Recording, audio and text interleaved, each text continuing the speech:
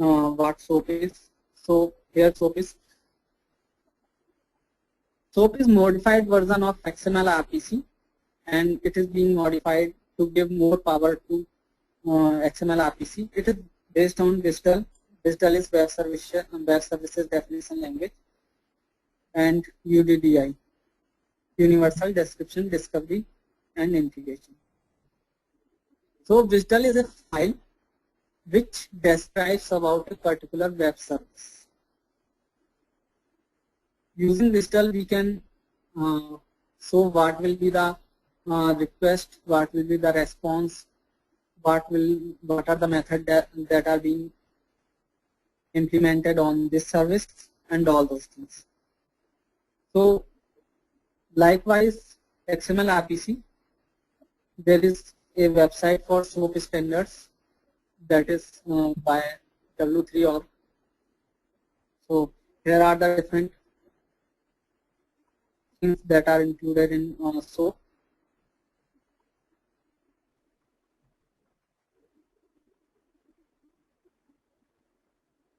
So these standards define about data types that can be used in SOAP, what should be the structure of SOAP, request and response, namespaces, and attribute standards.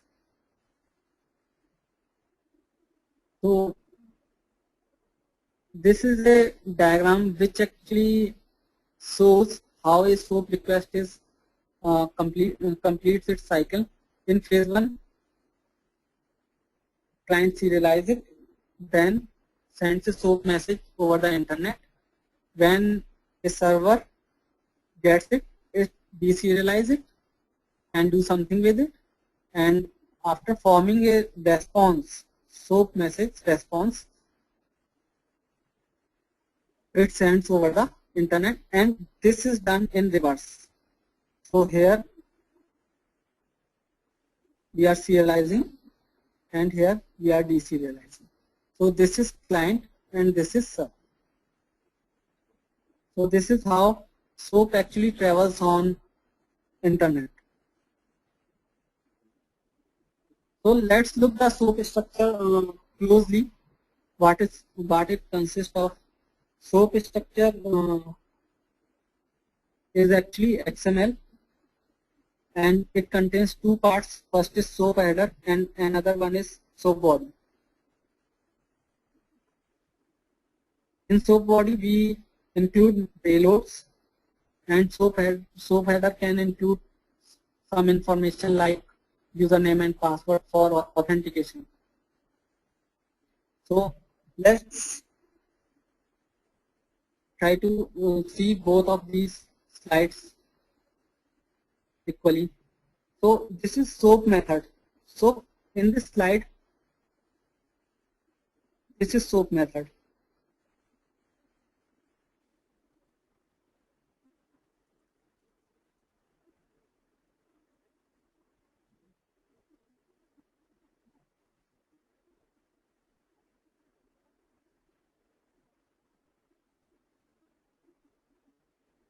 And now we are going to see how this header is being mapped to this particular structure.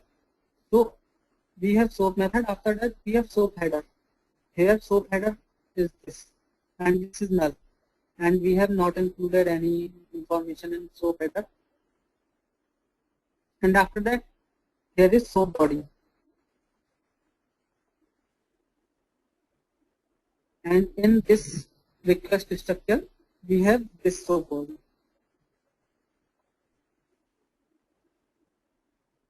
And after SOAP body, inside SOAP body we have payload.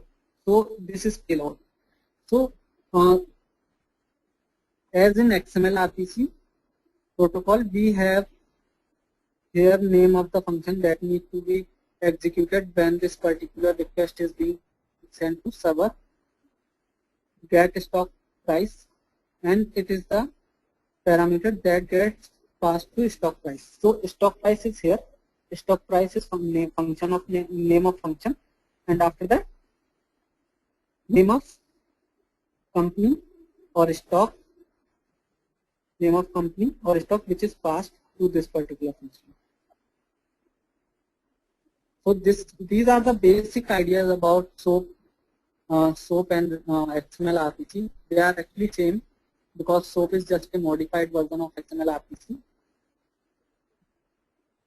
And after that, let's see what SOAP response is.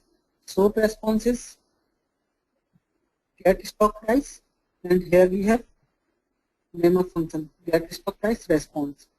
So what we were expecting from server, we were expecting some stock price for IBM. So here are the price for IBM, right? So let's move forward. Let's see how SOAP actually works. So a client sends a SOAP request to server, and server sees the request and executes a corresponding SOAP function and generates response and sends it back to the client. So these are the thoughts about SOAP of various industry experts. Versatile, yes, SOAP is versatile than XML RPC. Can use different protocols.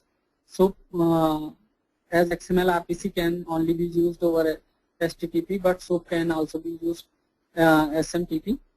And SOAP is more powerful than XML RPC. Automated tools exist.